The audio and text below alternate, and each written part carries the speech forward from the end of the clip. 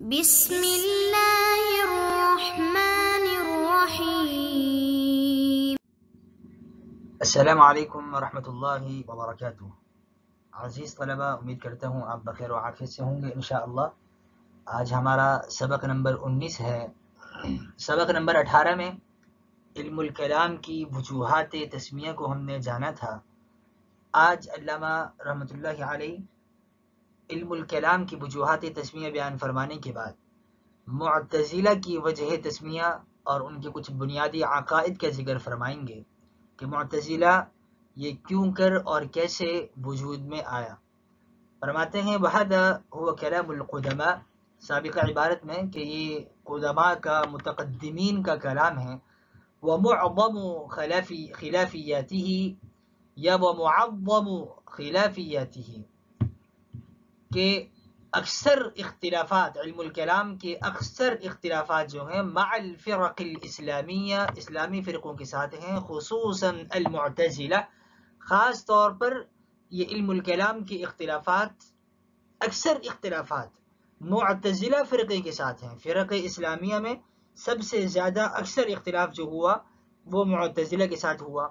لأنہم، کیونکہ یہ معتزلہ اول فرقۃ، وہ پہلا فرقہ ہے، اسسوا، جنہوں نے بنیاد ڈالی، قواعد الخلاف، اختلاف کے قواعد کی بنیاد ڈالی، لما ورد به ظاہر السنہ، اختلاف کیا کس چیز سے؟ لما ورد به ظاہر السنہ، جس پہ ظاہر سنت وارد ہوئی ہے، یعنی جو سنت میں ظاہر سنت سے جو احکام ہمیں ملتے ہیں ان سے ان کو اختلاف ہوا۔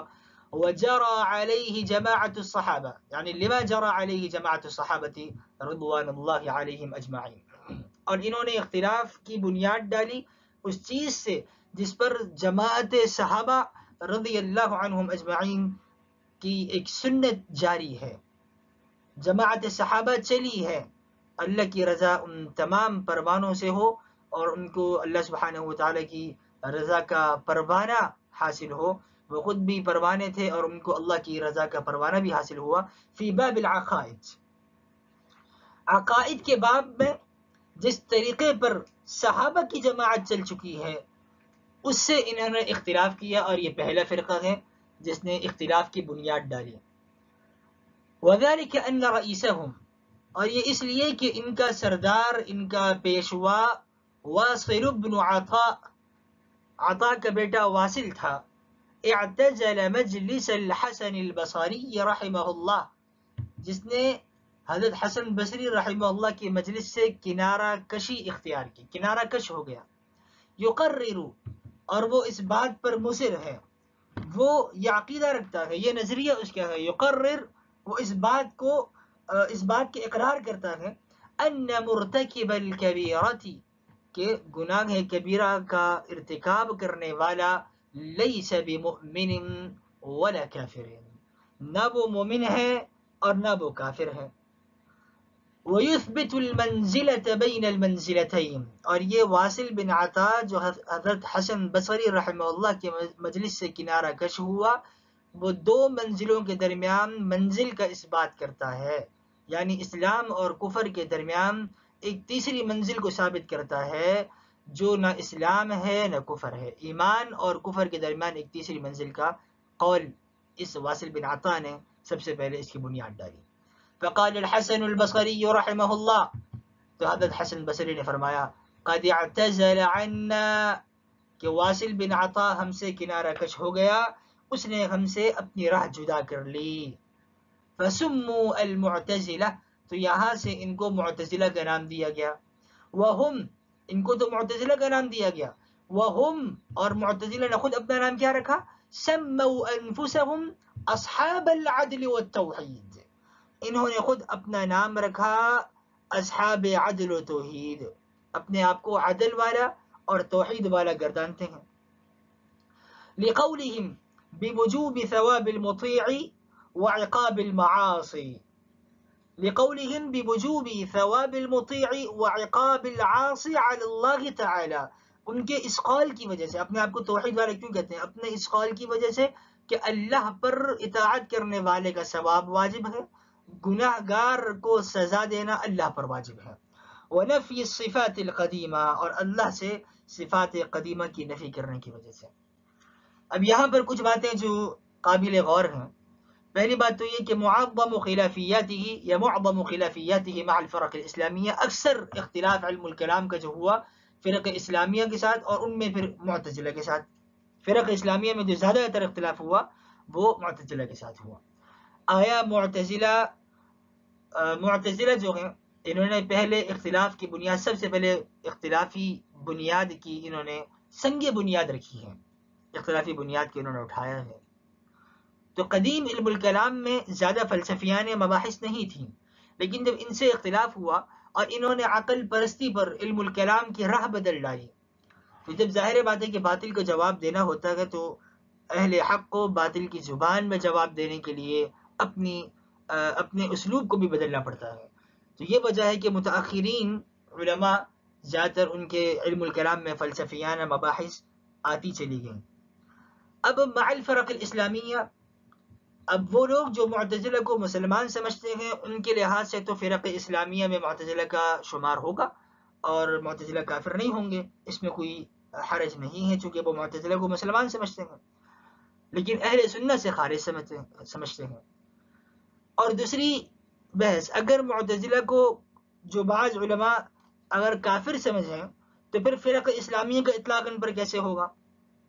तो फिर यहाँ फ़िरक़ इस्लामिया से मुराद ये है कि ये मुअतज़िला अपने आप को इस्लामी फ़िरक़ा गर्दानता है, तो वो उलमा जो इनको मुसलमान नहीं भी समझते लेकिन वो फ़िरक़ इस्लामिया इस तौर पर इन्हें कह रहे हैं कि मुअतज़िला अपने आप को इस्लामी फ़िरक़े की तरफ मंसूब करता है।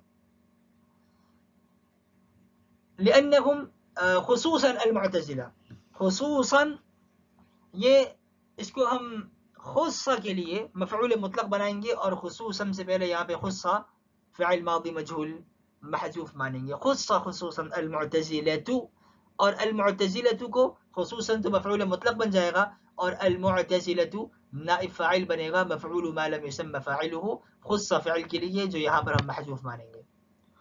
और अख़स्सु खुसूसन अल-मुअतज़िलत, तो अगर यहाँ पे हम अख़स्सु को महज़ूफ़ माने तो अल-मुअतज़िला उसके लिए मफ़ऊल बिही बन जाएगा और मंसूब हो जाएगा।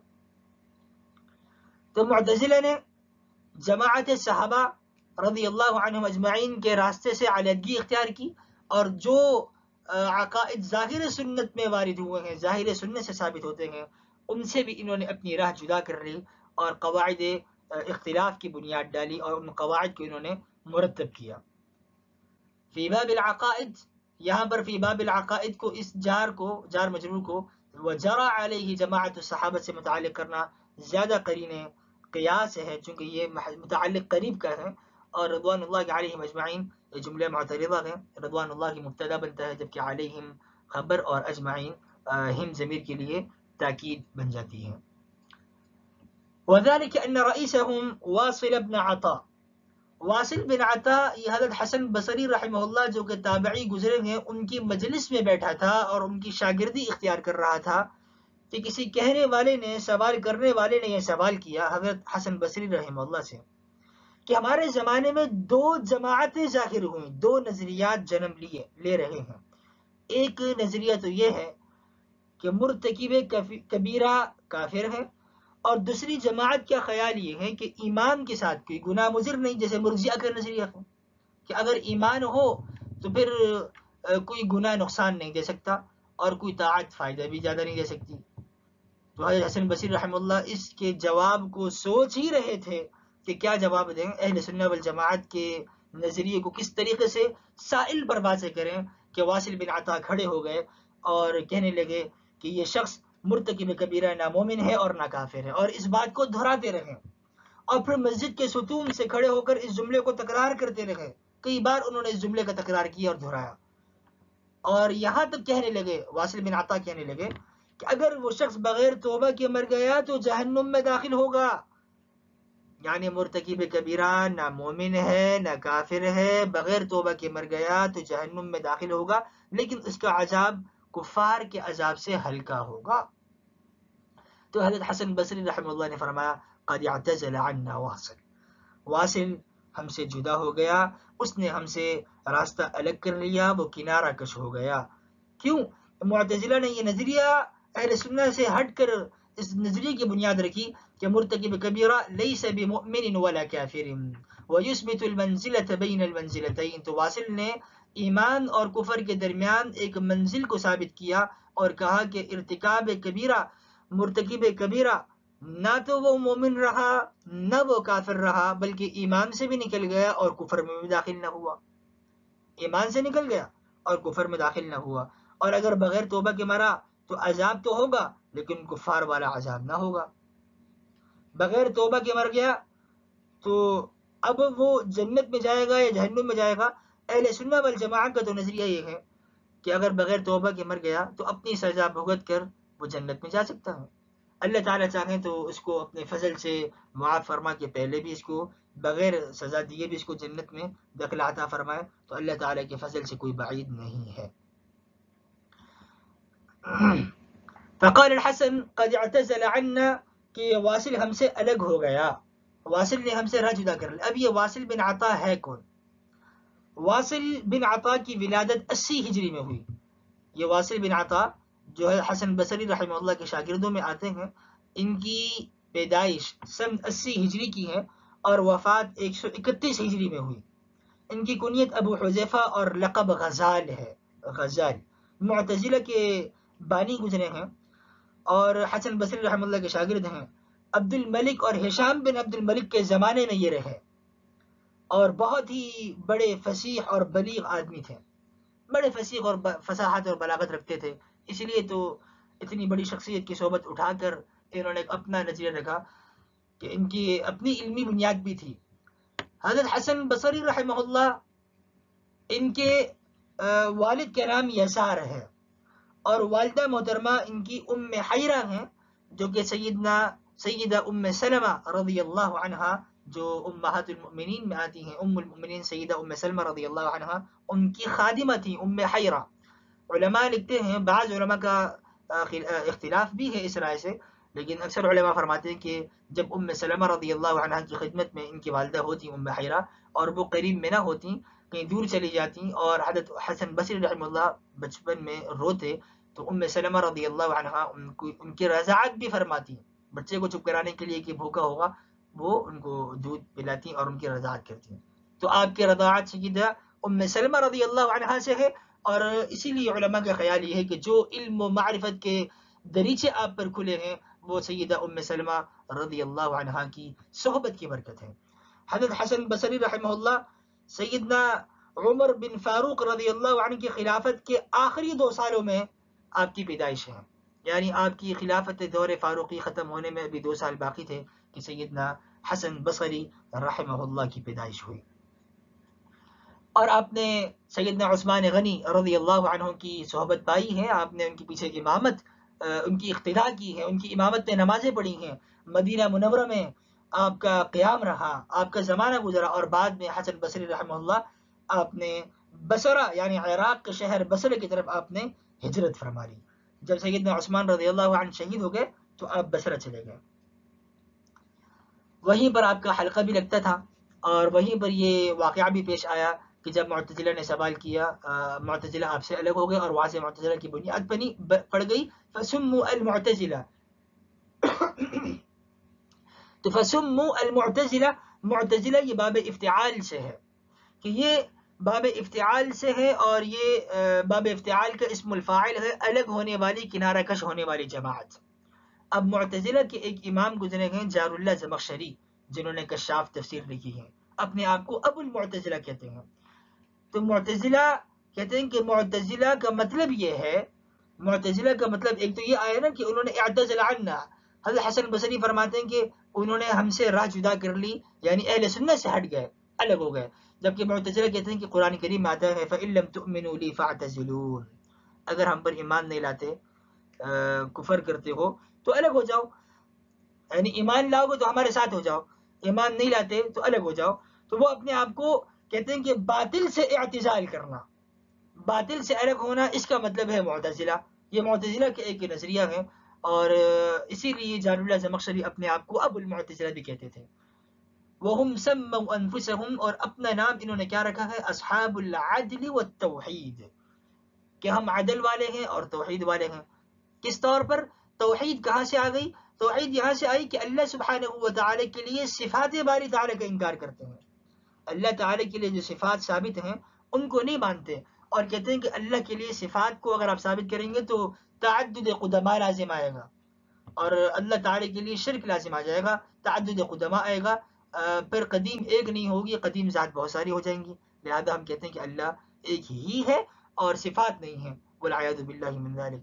تو اس طور پہ صفات باری تعالی کا انکار کر کے اپنے آپ کو العدل والتوحید سے منسوب کرتے ہیں، لقولهم بوجوب ثواب المطوع وعقاب العاصي على الله تعالى ونفي الصفات القديمة، اللہ تعالی پر اطاعت کرنے والے کا ثواب دینا واجب ہے، گناہ گار کا، گناہ کرنے والے کو سزا دینا اللہ پر واجب ہے، اور صفات قدیمہ کو اللہ سے جدا کرتے ہیں، اس کی نفی کرتے ہیں اللہ سبحانہ و تعالی کی ذات سے، اس طور پر ہی اپنے آپ کو اصحاب العدل والتوحید کہتے ہیں۔ معتزلہ کے مزید نظریات بھی ہیں جو انشاءاللہ جس کی تفصیل انشاءاللہ آگے آتی رہے گی، یہاں پر اختصار عرض کر دیتا ہوں۔ معتزلہ کے 5 اصول ہیں جو قاضی عبد الجبار نے کتاب لکھی الاصول الخمسہ، معتزلہ کے 5 اصول ہیں۔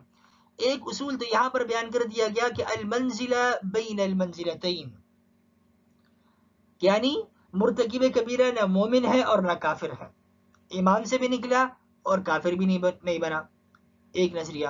دوسرا نظریہ اصحاب العدل والتوحید، یعنی صفات باری تعالی کا انکار کرنا۔